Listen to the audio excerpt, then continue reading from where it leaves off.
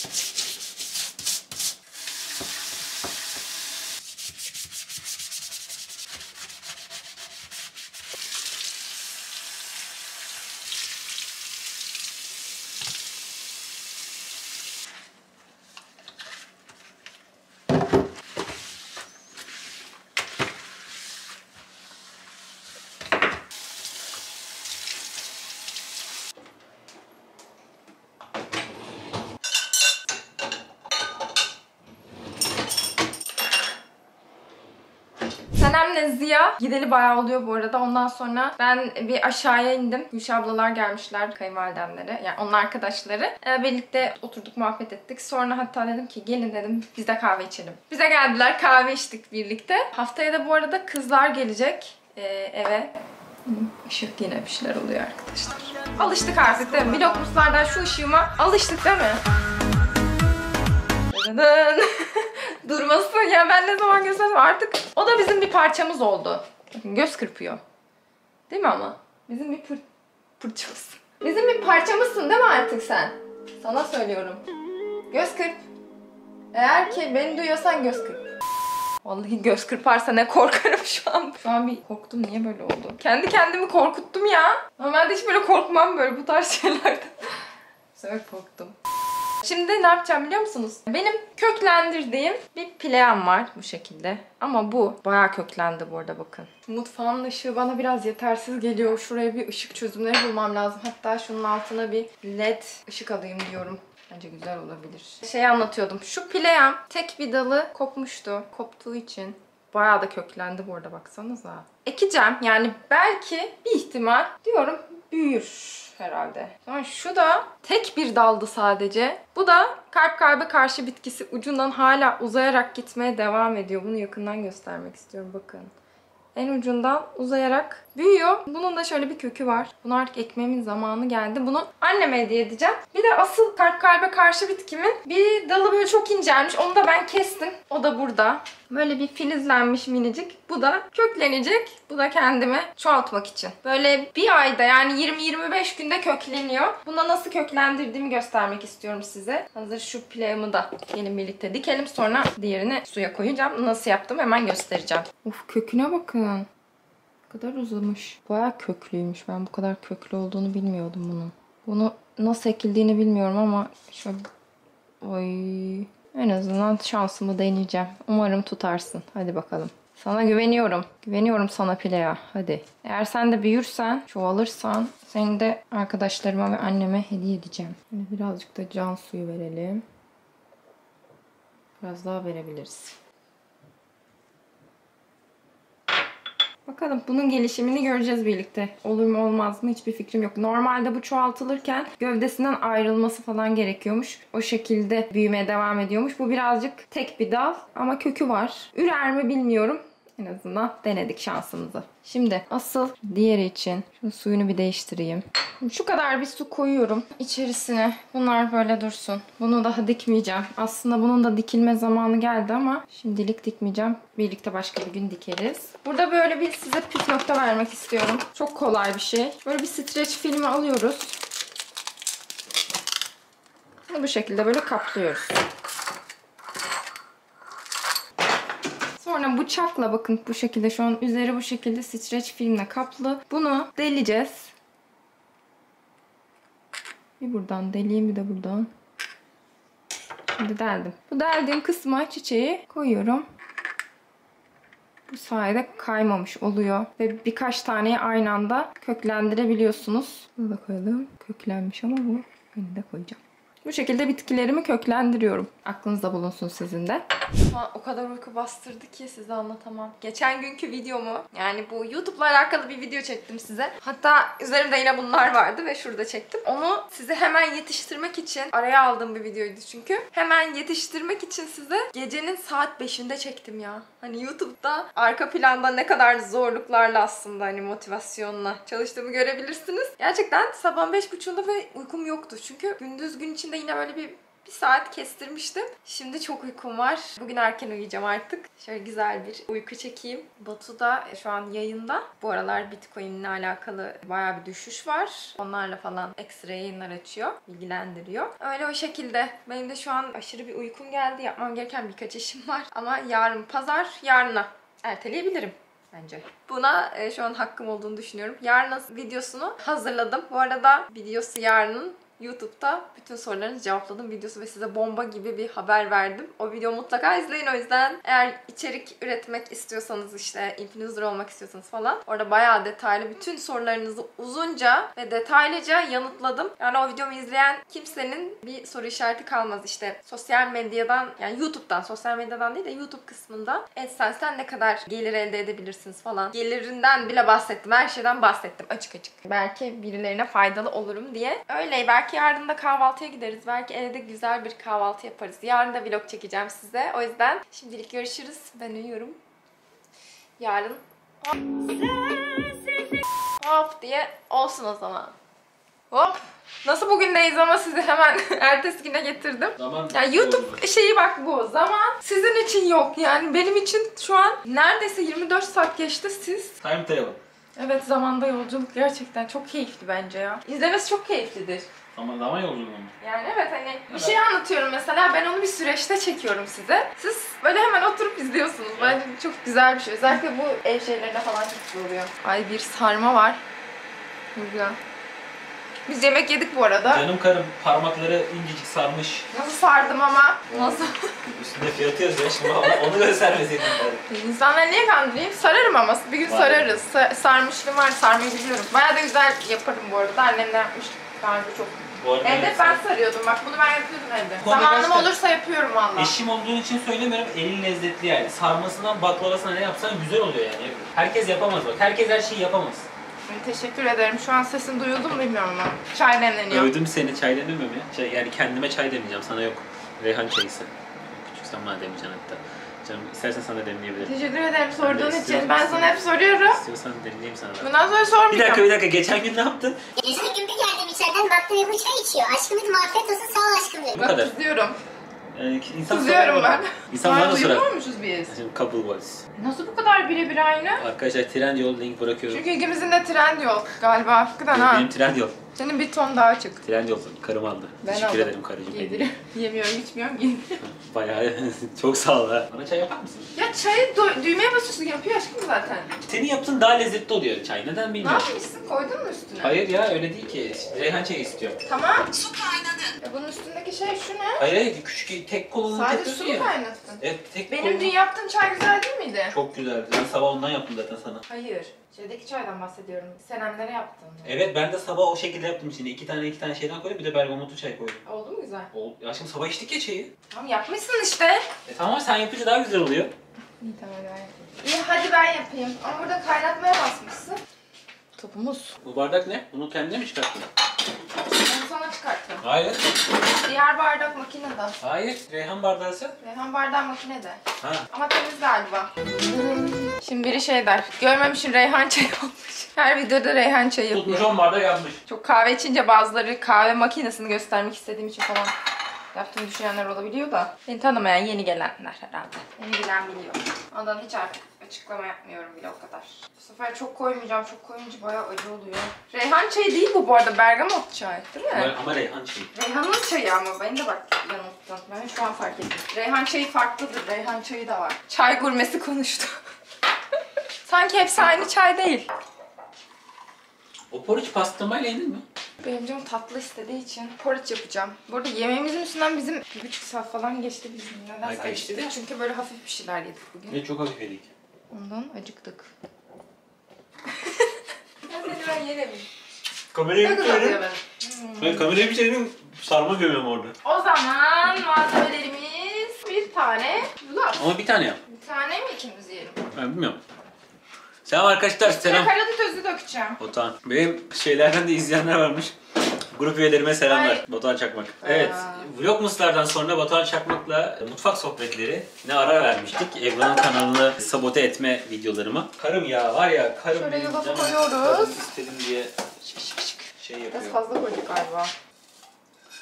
At yemi. Bir su da. Niye öyle diyorsun ya? Güzel bu. At yemi ya. İstiyorsun at diyeyim valla. Tok tutuyor, atlar biliyor işini. Bu hiçbir yapmıyor değil mi? Sınırsız yiyebiliriz bunu. Vay canım. Yani bu şekilde yiyebilirsin ama ben üstüne karadut özü dökeceğim. Aha. Yine sağlıklı ama. Böyle çiğdem gibi. Yok ki yapmıyor galiba çok düşük. Çok iyi ha. Yarın yüzüklerimizi almaya gideceğiz. Evet sonunda. Sonunda artık Batuhan'da bir yüzüğü olacak. Geçen videomda niye kararıyoruz ya biz? Vallahi ben anlamadım. Yarın yüzüklerimizi alacağız. Yaptırdık. Benim yüzük numaram 10'muş değil mi? 10'du sanki. 10'du 14 evden. değil mi? En son 10'du. 14. 14 ne aşkım saçmalama. Senin 14 benim 17. Hayır ya benim 10. Şimdi senin 14 benim 17. Hayır. Bir de değil mi? Onu da hatırlıyorum. Ay patlıyor ışık. Işık yine gidiyor. Böyle kafama göre yapıyorum. Ben biraz sulu yapmayı çok seviyorum. Efendim? 10 deme bak dedim sana. Senin 17,5 mu? Sen tombik parmaksın. Allah razı olsun karıcığım ya. Sağ ol. Bir de beni de görme keyfi. beni de kendin gibi Tombik sanıyorsun. miyim ben? Sağ Benim ol. parmaklarım ince. Sağ ol. Ben yemiyorum. Bana yemek yapma. Gidiyorum ben. Benim. Ama benim şurası kalın. Şurası daha da ince yani. Benim o yüzden burası böyle bol bol dönüyor. Şu da bir dönüyor hep. Böyle dönüyor. Sen bana nasıl yüzük aldın ya? Bol almışsın zaten. Hangi yüzük? Bol değil gerçi. Bol Sen değil. bana nasıl ölçü aldın yüzüğünü? Senin ölçün şu parmağımın şurasına kadar. Ölçü oranında mıydı? Evet. Şimdi ama bak artık değil. Ben birazcık kilo aldım çünkü bak. Göstereyim şöyle arkadaşlar. Bu biraz da ittiğiniz zaman buraya giriyor. Ebru'nun parmağı benim bu parmağımla Ebru'nun bu parmağı aynı. Öyle almıştım. Şimdi sokmayayım çıkmayacak çünkü anladın mı? Tek taşı ben takarım bundan sonra. Ben nasıl? Bak. Öyle mi? Ya çıkmaz mı? Tamam tak hadi. Bak şöyle. Oha ama Dur, senin daha dur, güzel bekle. oturuyor. Benim dönüyor işte. Şurada İşte ya o çizim var tam ya. olarak ayarlayamamışım onu işte ama böyle. Ya sonuç olarak Onu Ebru- nereden bulmuştun peki? Ha? Elime. Senin o zaman şey yüzüklerin vardı hani Swarovski. bijuteri. Ha Swarovski'ler vardı pardon Swarovski'ler vardı. Oradan işte.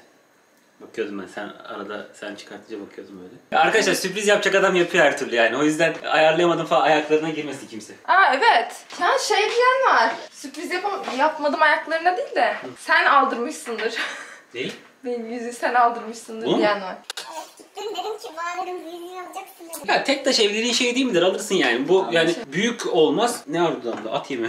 Büyük olmaz. Örnek yani 1 karat olmaz. 0,1 karat olur. 10 karat olur. Parası neye kim neye Ya yetiyorsa. çelik olur, alt şey olur. Ha çelik olur, Swarovski olur bu şey değil yani. Bu tek taş arkadaşlar gerçek olmasına da gerek yok yani. Herkes kendi imkanına göre alabilir ama hani evlilik teklif ederken hani yüzük şeysi var ya adeti diyeyim yani onu insanlar gerçekleştiriyor bir şekilde. Ya bu yüzük olayı da öyle. Ebru bana niye gidip yüzük al desin. Yani gittim aldım bu gözüme hoş geldi almıştım yani. Yani anlatamazsın işte öyle düşünenler varsa da. Ha bunun maddiyat Düşünmeye yönüyle devam alakalı mı edebiliriz. diyorlar? Yo hayır herhalde maddiyat yönüyle mi bilmiyorum hani büyük küçük alsaymışsın evlenme teklifini kabul etmezmiş. Oo. Yani bu İşte- durumda işte- evlilik işte işimi teklifini de şansa biliyor olmam bırakmadım. lazım ama. İşte işimi şansa bırakmadım Ama bu durumda arkadaşlar. evlilik teklifini de biliyor olmam lazım. Valla ben Sana yüzüğü evlilik aldırmam teklifini için. bilmediğinden de eminim. Çünkü özellikle sürpriz olsun diye bu kadar sene sonra bu kadar dip dibeyken ona sürpriz yapabileceğimi göstermek istedim aslında. Evlilik Evet. teklifini bilmediğine eminim. Onun Ben hep dışarısında- diyordum ben kesin anlarım diye de. Yok Anlamadım. Ben istemedim sürece kimse bir şey bilemez. Onun dışında yüzük konusunda da Ebru'ya hiçbir şekilde o montürlere falan Instagram'daki hesabı bende açıktı. Benim de onda açıktı. Neyse işte o gençlik şeyleri. Gençlik şeyler değil ya çıktı şeyden dolayı. Ya tamam da okey hani şey derken hani bunu öyle insanlar bakıyorum. şey olarak diyor ya şu anda da bakabilir. Ay yanlış anlamayın. Şu an artık ben kapattım. Beni yanlış yerlere çekiyor. Ben artık ünlenince değiştim. Aynen ünlenince değişti artık. Benimki açık sadece falan. Sen bana şeydi 10.000 takipçiyi geçersen ben de sende açabilirim. Neyse Ebru'nun Instagram postlarından ya oluyor ya Açamadım. insanlar hani şimdi hani belli bir yaştan sonra insan hani evlilik zamanı Açman lazım. Ya. Sen beni kocasın. sinir ettin ha. Ben kocasını açman Şaka lazım. Böyle bir tutuyorsun anda yapacağım. güç geldi. Şaka yaptım şaka. Şimdi o şeylerden, postlardan falan bakıyordum. Araştırmasını da yapıyordum işte. Yani bu şey yola girdiğin zaman arkadaşımla buluşmaya giderken arkadaşımla birlikte kuyumcuya gidiyordum yani. Diyordum ki kanka hani bakacağız yani artık bu işin şeyi bu. Telefon trafikleri, işte o zamanlar araya insanları falan sokuyordum hani kuyumcu falan bulun. Çünkü arkadaşlar şöyle söyleyeyim. Örnek veriyorum 0,1 karat yüzük bir yerde 1000 lira oluyor. Bir yerde 100 lira oluyor. Bir yerde 10.000 lira oluyor. Tek taş piyasası böyle. Çok saçma. Onu söylemiştim ben daha önce Hı hı. zaten hani markalı yerlerde öyle. O yüzden sertifikası önemli olan. Evet. Şey mesela örnek veriyorum mahallenizin kuyumcusunda aynı tek taş 1000 lira. Zen'e gidiyorsun 10.000 lira oluyor. Blue Diamond'a gidiyorsun 100.000 lira oluyor. Ama mesela aynı. Ama baktığın zaman hepsi işte F kalite, G kalite orada yazıyor artık taşı. İşte önemli olan burada taşın tek bir taş olması. Mesela 1 karatı 100 tane taşla bulursanız daha ucuz oluyor. Ama 1 karatı tek bir yüzük taşı 1 karatsa o büyüklükteyse daha pahalı oluyor. Mesela hani soranlar ben de Erkek görüyorum. arkadaşlarınıza izletin. Burada benim hiçbir bilgim yok şu an söylediklerim. Ha, mesela Yani o kadar 10 tane 0,1 karat 1 karat ediyor ya. Bu yüzük 10.000 lira diyelim ama tek bir tane 1 karat yüzük 20.000 lira olabiliyor. Çünkü o yüzüğü hiç bozulmamış şekilde tek bir karat yüzüğü bulmak daha zor. Ama mesela bazı yüzükler parçalanıyor veya parça parça çıkıyor. 0,1 karat yüzük yani küçük taş bulmak daha kolay olduğu için onların toplanması elde edilmiş yüzükler daha ucuz oluyor. Mesela montür fark ediyor. Mesela tek bir taş yüzüklerde damla montürü birazcık daha pahalı oluyor. Çünkü damla şekline getirmek için yüzüğü oyuyorlar. Oyarken daha fazla kayıp oluyor yüzüğün içinden. O daha pahalı oluyor. Bir de mutlaka arkadaşlar aldığınız fiyat 5.000 diyelim satarken 2.500 lira. Direkt aldın kapıdan çıktın geri geldin 2.500. yatırım %50 aracı değil. Kesinlikle yatırım aracı değil yani. Eğer eşinizle konuşup tek taş istemiyorsa onun yerine böyle bir Swarovski yüzük alırsınız. O tek taşta altın yatırırsınız. El alttan verirsiniz ki buyur aşkım ben sana alacağımı böyle yaptım. Bunları yapanlar var, opsiyonlar var, farklı şeyler var. Hani ille de bir evliliğin gerekçesi tek taş değildir. Onu anlatmaya çalışıyorum. Daha doğrusu olmamalıdır. Öyle söyleyeyim. Bence olmamalıdır yani. Bir insanın birbirinin sevgisinin göstergesi tek taş değildir. Yani. Kesinlikle katılıyorum. Alyans da aynı şekilde. Aha. Böyle evliliğin simgesi olarak görenler var ben mesela. Eşi yüzük takmıyor diye kızıyor. Sen düğünde yüzüğün var mıydı senin? Var mı? Sana nasıl taktın? Sağdaydı takamadım ki yüzüğü. Nasıl sağda mıydı düğünde yüzüğü? Evet sağdaydı. Aa ben onu Doğru, fotoğraf çekiminde de sağdaydı. Evet, benim yüzük hep Hatta neden sağdaydı. sağda diye sormuşlar. Ben dedim ki düğünde arkadaşlar sağdan çıkarırsam sola takamayacağım dedim Evre'ye. Dedim ki o zaman dursun dedi. Sonra ben bir gün bunu evde çıkarttım, sola takamamaya başladım. Sonra en son taktım, kangren oldu parmak. Birinde de Ebru dedi taktım oldu dedi. Sonra bir baktık Parmak davul. parmak şişmeye başladı, morardı. En son aşağı indik işte, kerpeten falan aldık. Kerpetenle kestiler yüzüğü. Evet. O günden beridir de gidemedik bir yere. Onun Hani zevklerini yaşadık. Takmak benim hoşuma gidiyor. Ben çok seviyorum. Bunları evde hiç çıkarmıyorum. Evde de çıkarmıyorum mesela, alyası falan hiç çıkarmam. Hoşuma gidiyor yani. Elmalı yaptım bu Alanımız sefer yok. aşkım. Heh, Elmalı yaptım. elmalı mı yaptın? Yap aşkım, senin elini istiyorsan tuzlu yap. Elmalı tarçınlı da yapabiliriz aslında. Tarçın da olur, tutmaz. tarçın da olur. Üstüne Ama bir şey yok. karadut şurubuyla tarçın gider mi? Karada şurubunda ona hep pekmez döküyordun sen. Pekmez değil aşkım. Var dolapta, onu niye dökmedin de dut döktün? Reçel değil. Keçi sütü reçel dökebiliriz. Evet ama karadut dökmüşsün üstüne. Elmayı bir tık daha keseydin de çatala gelseydi kaşığa. Evet. Şeker olsun. Allah'ım. Ay ne kadar güzel kokuyor. Ne sıktın sen? Kendi kokum. Vay. Ama parfüm de senin kokun oluyor aslında. Hani her parfüm, her ten de aynı kokmadığında. Bugün ne yapalım biliyor musunuz? Yargı'nın yeni bölümü geldi. Hı hı. İzleyeceğiz. Evet. Ondan önce Kapadokya planı yapalım ama. Birlikte yapalım. Ayağım çalışmışken. Hayır ya, birlikte yapacağız. Hazır. Hazır.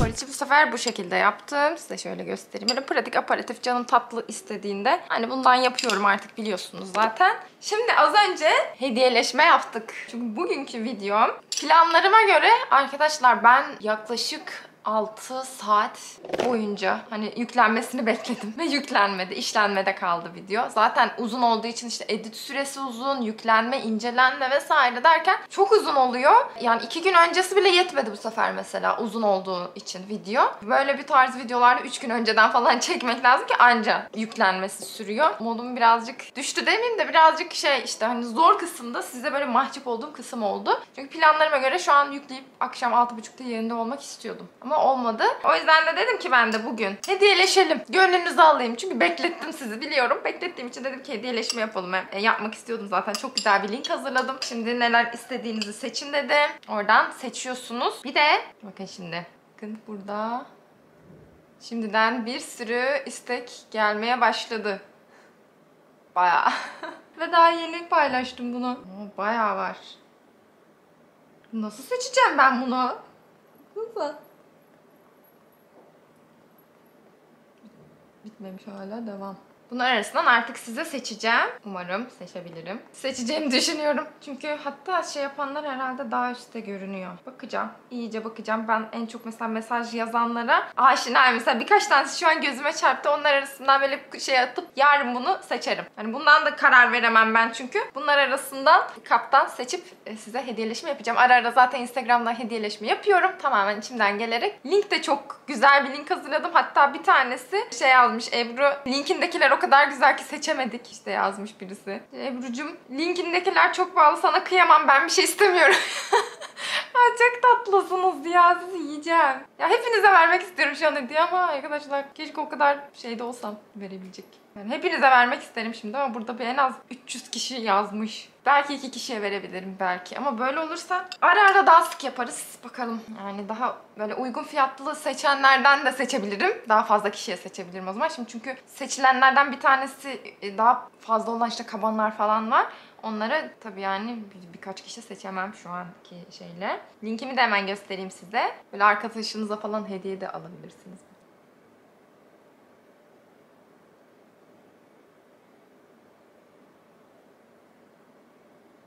Kendime bir kahve yapıp geldim. Bu arada kameranın şarjı bitmişti. Dedim bir de kahve yapayım. Öyle yani hediyeleşmelere devam edeceğim arkadaşlar. Beni o yüzden Instagram'dan mutlaka takip etmeyi unutmayın. Şimdi güzelce yulaf lapamı yiyeceğim. Batu'nun birazcık işi varmış. O arada ben de tam Kapadokya'ya falan kar yağdı ya. Ben oraya gitmek istiyorum. Kapadokya planı yapacağım. Şöyle bir haftalık diyorum, bir Kapadokya planı yapsam. Kar yağarken görsem bir orayı tekrar. O kadar özledim ki Kapadokya'ya gitmeyi bu pandemiden beri. Hani normalde her sene gidiyorduk, hiç gitmedik. Seviyorum oranın atmosferi, böyle çok dinlendirici, çok tarihi, böyle büyüleyici bir havası var. Mutlaka o yüzden Kapadokya'yı ziyaret etmediyseniz kendinize bir imkan yaratın ve plan yaparsanız ilk oraya plan yapmaya çalışın. Değişik yani. Mesela şeye de gitmek istiyorum, Diyarbakır tarafı, Mardin. Oraları da görmek istiyorum. Göbekli Tepe. falan. Oralar Urfa. Hep oralara da gitmek istiyorum. Annemler bir doğu turu yapmıştı. Çok anlata bitiremiyor. Çok beğenmiş. Hep bize diyor bak Batu'yla gidin mutlaka doğu turu yapın.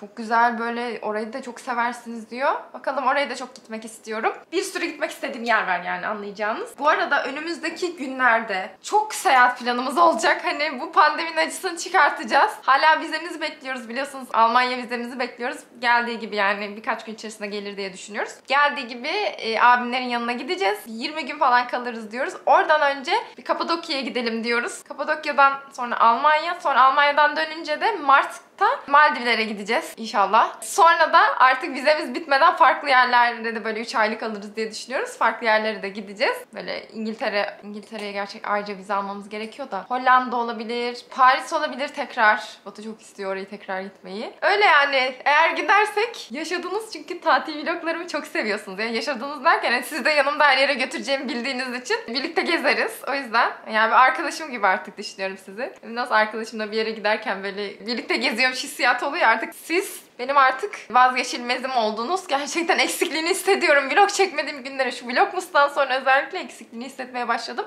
Şu aksilikler olmasa gerçekten çok daha sık paylaşım yaparım ama işte edit kısmı falan filan derken birazcık zor. Ama yapılmayacak gibi değil. Dediğim gibi eğer ki böyle düşünüyorsanız influencerlığı videomu kesin izleyin. Bu bütün sorularınızın yanıtını bulabileceğiniz upuzun çektiğim en son bundan önceki videomu mutlaka izleyin. Videomu artık burada sonlandırıyorum. Umarım buraya kadar keyifle izlemişsinizdir. Yine evde geçen bir vlog oldu ama ev vloglarını seviyorsunuz. O yüzden evde de vloglar çekmeye devam edeceğim. İstek videolarda gelecek. Merak etmeyin. Sizleri seviyorum. Kendinize çok ama çok iyi bakın. Kanalıma abone olmayı unutmayın lütfen. 95.000 aboneyiz şu an. 100.000 olmaya çok az kaldı artık. Böyle gün sayıyor gibiyim yani. Sizin abonelerinizi sayıyorum. Beğeni bırakmayı da lütfen unutmayın. Kendinize çok iyi bakın. Sağlıkla kalın. Hoşça kalın. Bay bay. So bright, it look into my soul and it sparks my life. Can I take you there? Like it was the first time, do you remember? Can I take you there?